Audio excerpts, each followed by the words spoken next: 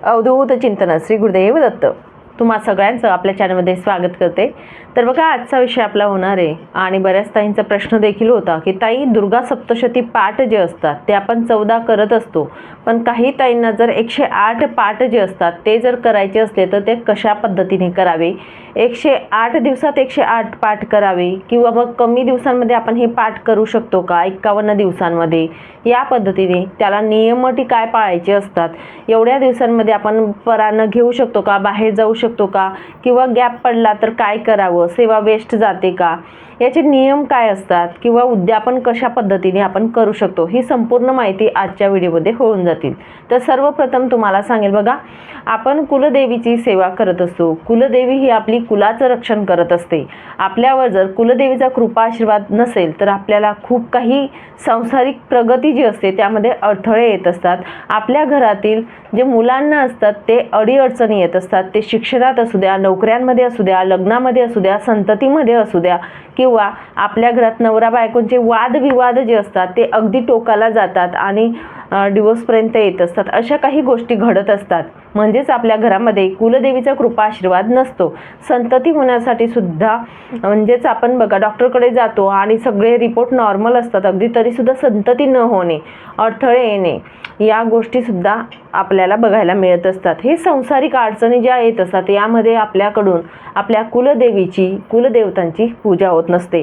श्री कुलदेवता असतात तेव्हा कुलदेवी म्हटलं जातं। तर पहिल्या दिवशी आपल्याला आपल्या घराजवळ ज्या कोणत्या देवीचं मंदिर असेल, भले ते महालक्ष्मी मातेचं असू द्या, तुळजापूरच्या आईचं असू द्या, या चारही देवतांपैकी आपल्या ग्रामदैवत असतील त्यांचं सुद्धा मंदिर असलं तरी सुद्धा चालेल, तिथे आपण जावं, नमस्कार करावा, कुलस्वामिनीला आपण आराधना किंवा जी काही देवी असेल तिला आराधना करावी आणि माझ्याकडून ही सेवा करून घ्या, मी एक स्वामी सेवेकरी आहे, मला 108 दुर्गा सप्तशती पारायण करायचे, ते माझ्याकडून सेवा करून घ्या, या पद्धतीने आपण सांगावं। त्यानंतर आपल्या घरात आल्यानंतर घरी आपल्या घरात बघा, आता तुम्ही सुरुवात कधी करावी हे सगळ्यात महत्त्वाचं आहे की आपण सुरुवात कधी करावी पारायणांसाठी। तर बघा, देवीची आपण जी आराधना उपासना करत असतो ती म्हणजेच पौर्णिमा, दुर्गा अष्टमी येत असते, जी दुर्गा अष्टमी जी असते दर महिन्याला एक अष्टमी येत असते, बरोबर, ती आणि मंगळवार आणि शुक्रवार हे देवीचे आहेत।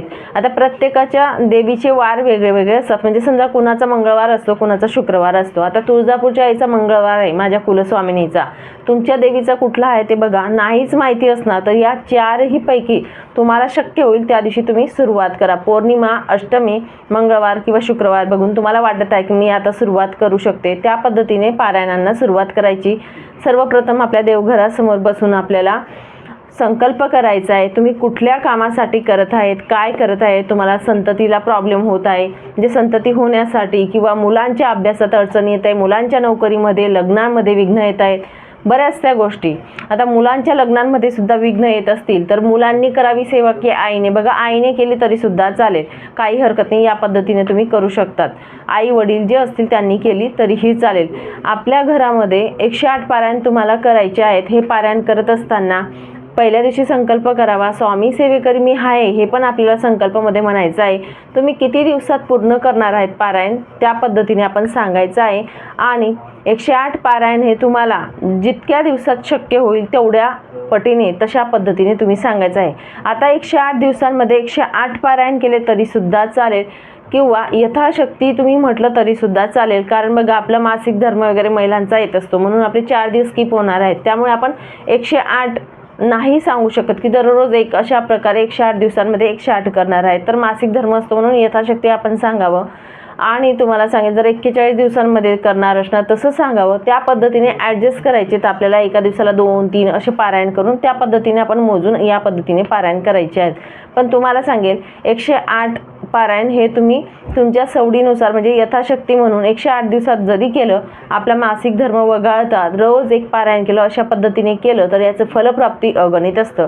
कारण जेव्हा पण आपण एक पारायण एका दिवसाला करत असतो, नवरात्रीची गोष्ट वेगळी असते, तेव्हा आपल्याला 9 दिवस असतात, त्या 9 दिवसांमध्ये फक्त 14 पारायण असतात, 9 दिवस आपण धावपळ करून ते करत असतो। पण 108 पारायण भरपूर जास्त असतात आणि दररोज एक पारायण केलं, त्या पारायण केल्याने त्या देवीचं महात्म्य काय आहे, त्या ग्रंथामध्ये काय लीला दिलेली आहे, आपल्या देवी भगवतीचं रूप कसं आहे ते जाणून घेणं खूप महत्त्वाचं आहे. अगदी घाईघाई करून तुम्ही एका दिवसाला 2-3 पारायण करून काही फायदा नाही. तर आरामात तुम्ही एका दिवसाला एक पारायण करा. आपल्याला वेळ आल्यानंतर महाराज किंवा भगवती सगळं काही देत असते, म्हणून तुम्ही या पद्धतीने करा असं माझं मत आहे. शेवटी तुमची इच्छा. अशा पद्धतीने तुम्ही 108 पारायण करू शकतात. हे संकल्पमध्ये तुम्ही सांगायचं आहे आणि आपण देवी भगवतीला आराधना करायची आहे. आता दररोजच्या नित्यनियमाने बघा, संकल्प केला, नित्यनियमाने आपण कुठल्या सेवा देवी भगवतीच्या करायच्या, म्हणजे दुर्गा सप्तशती पाठ हा वाचणारच आहोत आपण, बरोबर. तर बघा, सर्वप्रथम तुम्हाला सांगेल, तुम्हाला जर पाठ मांडता, आता बरेच महिलाभोवती पाठ मांडणी करायची का ताई, तुम्हाला मांडता आला पाठ देवघराच्या बाजूला, तर नक्कीच तुम्ही कुलदेवीचा फोटो, मूर्ती, टाक असेल ते ठेवावं. त्याच्याजवळ आपल्याला तिथेच आसनावरती आपण पाटावरती बघा, म्हणजे लाल वस्त्र वगैरे अंथरूण वगैरे अशा पद्धतीने रांगोळी वगैरे या ज्या पद्धतीने आपण नॉर्मल पाठ मांडणी करत असतो त्या पद्धतीने करा. आणि तिथे आपण दुर्गा सप्तशती हा ग्रंथ देखील ठेवायचा आहे आणि त्या पद्धतीने वाचन करू शकतो. या पद्धतीने करा. तुम्हाला जर पाठ मांडायचा नाही तर तुम्हाला सांगेल, तुम्ही देवघरात समोर बसून सुद्धा तुम्ही दुर्गा सप्तशती पाठाचे पारायण करू शकतात. आपली देवी भगवती जी कुलस्वामिनी आहे त्यांचा फोटो असेल दररोज आपण स्वच्छ पुसावा. टाक असेल, मूर्ती असेल, त्याचा अगदी 11 वेळा दररोज आपण जेव्हा पूजा करत असतो 11 वेळा ओम ऐं ह्रीं क्लीं चामुंडाय विचे या नवार्णव मंत्राने आपण त्यांना अभिषेक करायचा आहे. 11 वेळा पाण्याने अभिषेक करा. स्वच्छ पुसून घ्यावं. हळदी कुंकू आपण देवी आईला वाहावी. धूप दीप दाखवायचा आहे आणि त्यानंतर ग्रंथ जो असतो ग्रंथाला सुद्धा आपण हळदी कुंकू लावायचा आहे, नमस्कार करायचा आहे. देवी भगवतीला दररोज अगदी आपण बसत असतो तेव्हा सांगावं की माझ्याकडून पाठ पूर्ण करून घ्या. तुमचं बाळ जे काही बोबडे बोलणार आहे ते स्वीकार करून घ्या. या पद्धतीने आपल्याला पाठ करायचा आहे. ठीक आहे. तर देवघरासमोर बसून सुद्धा तुम्ही करू शकतात. पाठ वाचन केल्यानंतर अगदी तो ग्रंथ आपण ठेवू पण शकतो. असं नाही की तिथेच राहू द्यावा. तुमचं वाचन झाल्यानंतर ग्रंथ आपण मध्ये ठेवू शकतात, कपाटात किंवा ड्रॉवरमध्ये जिथे तुम्ही ठेवत असणार त्या पद्धतीने. देवी भगवतीला तुम्हाला शक्य झालं दररोज गजरा, वेणी हे वाहू शकतात. शक्य झालं तर, नाही शक्य झालं मंगळवार, शुक्रवार ह्या गोष्टी असतील तेव्हा पण तुम्ही अर्पण करू शकतात. या पद्धतीने करा. शक्य झालं, तुम्हाला जर शक्य झालं तेवढ्या सेवा आपण करायचा प्रयत्न करायचा जास्तीत जास्त. दररोज शक्य झालं थोडी खीर आपण बनवा, खिरीचा नैवेद्य दाखवा. नाही शक्य झालं मंगळवार, शुक्रवार, पौर्णिमा किंवा अष्टमीच्या दिवशी तुम्ही खिरीचा नैवेद्य देवी भगवतीला दाखवा. दररोज अगदी तुम्ही दूध साखर किंवा खडी साखर दाखवली तरी सुद्धा चालेल. या पद्धतीने आपल्याला पूजा आराधना करायची आहे. आणि बघा, जो गजरा आपण देवीला वाहत असतो तो आपण दुसऱ्या दिवशी आपल्या केसांमध्ये माळायचा आहे, संध्याकाळी किंवा मग दुसऱ्या दिवशी. या पद्धतीने थोडा वेळ का असेल आपल्या केसांमध्ये माळायचा, नंतर आपण निर्माल्यात टाकायचा आहे. त्यानंतर भगवतीची आरती सांगेल तुम्हाला. शक्य झालं तर बघा, ग्रंथ वाचन केल्यानंतर तुम्ही आरती म्हणू शकतात. एक वेळा म्हटली तरीही चालेल. आणि ग्रंथ वाचन करत असताना दुर्गा सप्तशती हा ग्रंथ जो असतो हा वाचन करणं खूप महत्त्वाचं असतं. आणि ते वाचन करत असताना काही नियम जे असतात ते आपल्याला पाळायचे असतात. वाचन करत असताना संपूर्ण जो ग्रंथ आपलं वाचन होत नाही, मी इथे साईडला टाकेल, तर एवढे स्तोत्र तुम्हाला म्हणायचे आहेत जे मी सांगणार आहे तुम्हाला. आता दुर्गा सप्तशती ग्रंथामध्ये हे अर्गला स्तोत्र असू द्या, रात्री सूक्तम असू द्या, दिव्या कवच असू द्या, हे आहेत. तर कोणते स्तोत्र वाचाय मी साईडला टाकून देते आणि ते अध्याय पूर्ण होतात, स्तोत्र पूर्ण होतात तोपर्यंत आपण जागेवरून उठायचं नाही, ही आपण दक्षता घ्यायची आहे. एका बैठकीमध्ये आपल्याला एक पारायण म्हणजे एक पाठ पूर्ण करायचा आहे. पाठ पूर्ण झाल्यानंतर तुम्हाला सिद्धकुंजिका स्तोत्र जे असतं ते एक वेळा पठण करायचं आहे. दररोज आपल्याला पाठ पूर्ण झाल्यानंतर सिद्धकुंजिका स्तोत्र एक वेळा पठण करायचं आहे. त्यानंतर क्षमा प्रार्थना जी आहे ती दिलेली आहे दुर्गा सप्तशती ग्रंथामध्ये, ती आपण सगळ्यात लास्टला आपण एक वेळा म्हणायची आहे. या पद्धतीने आपल्याला पाठ संपूर्ण करायचा आहे. पाठ करत असताना तुम्ही साडी परिधान केली तर अतिउत्तम. नाही साडी शक्य झालं तर ड्रेस जो असेल स्वच्छ धुतलेला असा ड्रेस आपण परिधान करावा. हातात काचेच्या बांगड्या ज्या असतात त्या एक एक असेल आपल्या हातात हव्या. हळदी कुंकू आपल्या कपाळी असावं. या छोट्या छोट्या गोष्टी आपल्याला करायच्या आहेत. आई भगवतीचं आपण जेव्हा आपण आराधना करत असतो तेव्हा. आणि आपलं बघा, डोक्यावर पदर असणं खूप महत्त्वाचं असतं. तर डोक्यावर पदर घेऊन जर वाचन केलं तर अतिउत्तम.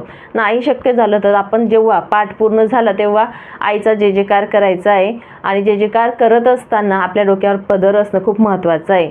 तुम्हाला शक्य झालं तर बघा, शक्य झालं म्हणजे तुम्हाला सांगेल की जेव्हा पण आपण माता लक्ष्मीची किंवा आई भगवतीची जेव्हा सेवा करत असतो आपल्या आईची म्हणजे कुठल्याही देवीची, तेव्हा तुपाचा दिवा लावणं खूप महत्त्वाचं असतं.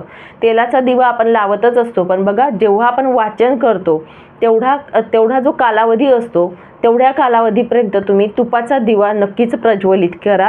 कारण देवीच्या सेवेमध्ये तुपाचा निरंजन जे असतं ते प्रज्वलित ठेवणं खूप महत्त्वाचं असतं. तुम्हाला म्हणणार नाही अखंड लावा, फक्त एवढं सांगेल की जेवढं आपण वाचन करतो तेवढ्या कालावधीमध्ये तुम्हाला तुपाचं निरंजन हे प्रज्वलित ठेवायचं आहे आणि आपण वाचन करायचं आहे. वाचन केल्यानंतर आईच्या चरणी सांगायचं की मी सेवा अर्पण करत आहे आणि नंतर आपण आसन सोडायचं आहे. या पद्धतीने आपल्याला वाचन पूर्ण करायचं आहे. आता याला नियम वगैरे काय असतात तर बघा, सर्वप्रथम सांगेल नियम जे असतात, सर्वप्रथम म्हणजेच आपलं मांसाहार वर्ज्य करायचा आहे. जोपर्यंत तुमचे 108 पारायण होत नाही तोपर्यंत मांसाहार हा कडकडीत वर्ज्य करायचा आहे. परान्न हे कडकडीत वर्ज्य करायचं आहे.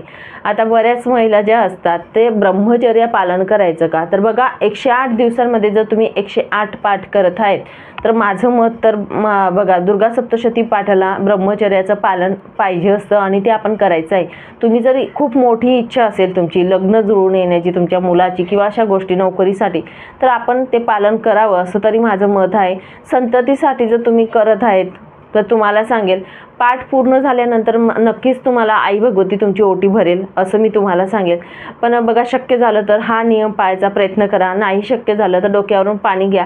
पण मी परत तेच सांगेल की ब्रह्मचर्याचं पालन सुद्धा करायला पाहिजे. 41 दिवसात जर शक्य होईल तुम्हाला तर 41 दिवसांमध्ये सुद्धा 108 पारायण तुम्ही करू शकतात.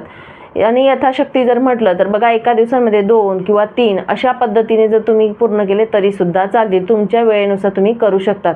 आता बरेच लोक इथे बोलत असतात की ताई, माझ्या घरामध्ये मी जर संकल्प केला आहे तर माझ्या घरातील दुसऱ्या व्यक्तीने जर पाठ वाचन केले तर चालेल का? तर बघा, तुम्ही जेव्हा पण संकल्प करतात तेव्हा तसं म्हणावं की सहकुटुंब मी 108 पारायण पूर्ण करणार आहे. तर तुमची सासू किंवा तुमची जाऊबाई असे मिळून जरी तुम्ही संकल्प केलेला आहे तरी तुम्ही एक पारायण, तुमची जाऊबाई एक पारायण, तुमची सासू किंवा तुमचे मिस्टर, मुलगा, मुलगी कुणीही असू दे, आपल्या घरातील व्यक्ती अशा पद्धतीने तुम्हाला पारायण हे म्हणजे करू शकतात. एका दिवसाला तुम्ही एक केलं, सकाळी तुमच्या मुलीने दुपारी एक केलं, संध्याकाळी एक कोणीतरी दुसऱ्या मेंबरने केलं, असं तुम्ही अवश्य करू शकतात. काही हरकत नाही. आपल्या घरामध्ये 108 पारायण घडणं खूप महत्त्वाचं असं जेव्हा आपण संकल्प करत असतो. ठीक आहे, तर अशा पद्धतीने करा हे मी तुम्हाला सांगेल. आता बघा की हे पारायण करत असताना बऱ्याच लोकांना अडथळे येतील, खूप प्रॉब्लेम येतील, तर समजून जा की आपल्या आयुष्यातील जे काही नकारात्मक लहरी, नकारात्मक ऊर्जा आहेत हे देवी भगवती बाहेर काढत आहेत. म्हणून नक्कीच खचून जाऊ नका. सेवा ही पूर्ण आपल्याला करायची, हे लक्षात ठेवून आपली सेवा आपण कंटिन्यू पुढे करायची आहे. हे सगळं झाल्यानंतर आपले 108 पारायण पूर्ण झाल्यानंतर आपल्याला उद्यापन करायचं असतं.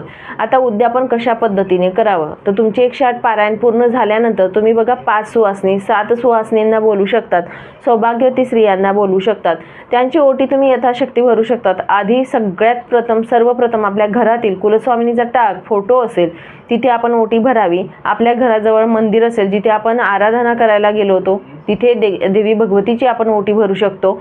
आणि जी ओटी घरात आहे ती सुद्धा तुम्ही मंदिरात दिली तरी सुद्धा चालेल. आणि आपल्या घरी 5 सुवासिनी, 7 सुवासिनी, 9 सुवासिनी, तुम्हाला जेवढे शक्य होईल तेवढ्या सुवासिनींना शेवटचं पारायण झाल्यानंतर बोलवायचं आहे. त्यांना हळदी कुंकू यथाशक्ती ओटी भरा.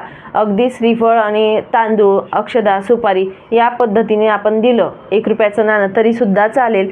एखादी फळ आपण ओटी दिलं तरीही चालेल, ब्लाऊज पीस दिला तरी चालेल, साडी दिली तरीही चालेल. तुमच्या परिस्थितीनुसार तुम्ही ओट्या भरू शकतात. अगदी हळदी कुंकू, एक फळ दिलं त्यांना ओटीमध्ये तरीही चालेल. ते आपल्या परिस्थितीवर डिपेंड असतं. परत मी तुम्हाला सांगेल, भाव खूप महत्त्वाचा असतो प्रत्येक सेवेमध्ये. देखावा नसतो तर आपला भाव असणं खूप महत्त्वाचं आहे.